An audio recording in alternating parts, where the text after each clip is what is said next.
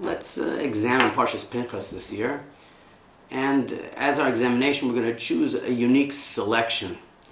The transition from Moshe Rabbeinu to Yoshua ben Nun as the leader of the Jewish people. First, let's look at the Reka, the backdrop. In Perek Chav Zayin, Pasuk Chav Daled, it says, the last words that Hashem says before we begin the selection process, those last words before he says to Moshe Rabbeinu are Ka'asher Marisem Pi B'midbar Tzin B'mrivas Ha'ida La'kdishin B'mayim L'neihem Heim Mei Mrivas Kadesh Midbar Tzin. And Rashi notes two perushim on the word Heim.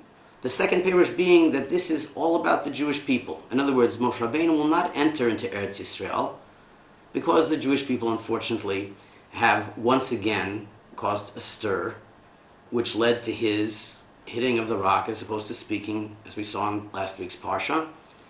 And because of that, he will not enter into Eretz Yisrael. Let us continue on now. Vayedaber Moshe el Hashem le'mor. Stop.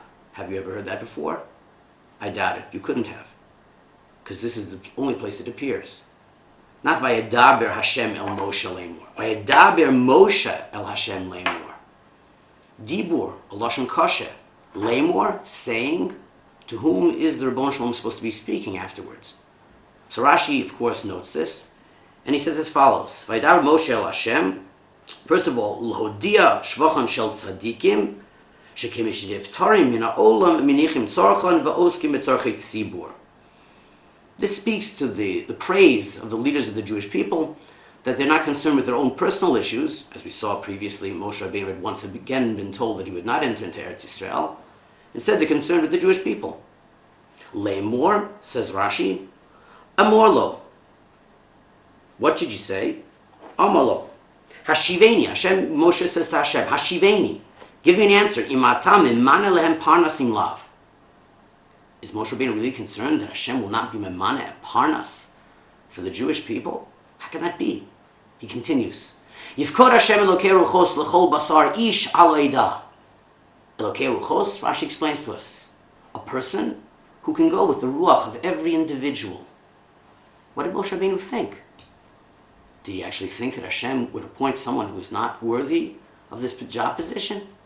And Hashem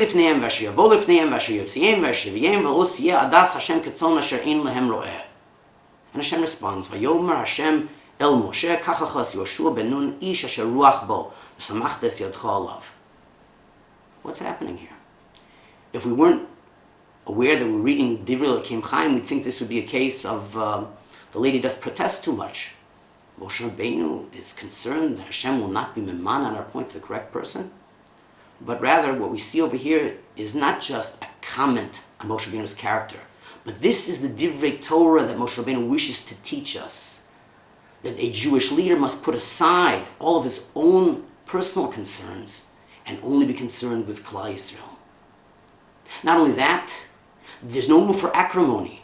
After all, they were the source of his non-entrance to Eretz Yisrael. No room for that. Instead, he goes full force in terms of determining their future, to choose the best person, ish haruach bo, a person who can go with the ruach of every individual.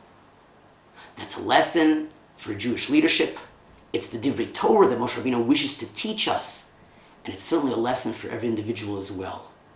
There's no room for acrimony. There's no room for blaming.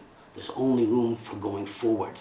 It's a lesson to be well learned and well integrated into our own personal lives as well, not just that of Jewish leadership. Batzlacha.